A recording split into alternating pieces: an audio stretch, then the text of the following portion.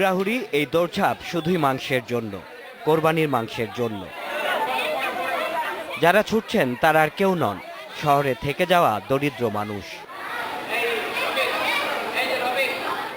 এই গলিতে দুই বাসার থেকে নিছি, এই আর কি 4 বাসার থেকে নিছি আর কি।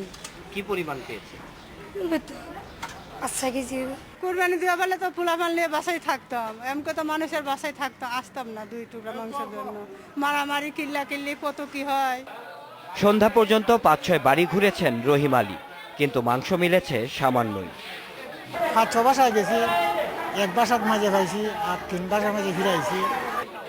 যারা বেশি মাংস সংগ্রহ করতে পেরেছেন তারা তা নিয়ে যাচ্ছেন বাজারে। এদের জন্যই রাজধানীতে গড়ে উঠেছে এসব ভ্রাম্যমাণ বাজার। কেজি করে হিসাবে বিক্রি করতে, ব্যাগ শুদ্ধ আমার কাছে বিক্রি করতেছে, আমরা নিতে আসছি কিনে। তারপর আপনারা? আমরা আবার ভাগা দিয়ে বিক্রি করতেছি। কোরবানি দিতে পারেননি এমন ব্যক্তি মাংস কিনছেন এখান থেকে, দামও তুলনামূলক কম। তারা কুরবানি দেয়, তারা নিয়ে আছে, আরো বিভিন্ন লোকজন আছে নিয়ে যাচ্ছে। কোরবানির মাংস খাওয়া থেকে বঞ্চিত হতে চান না যারা, তারাই ভিড় করছেন এসব বাজারে। চলছে দর কষাকষি, চলছে লেনদেন।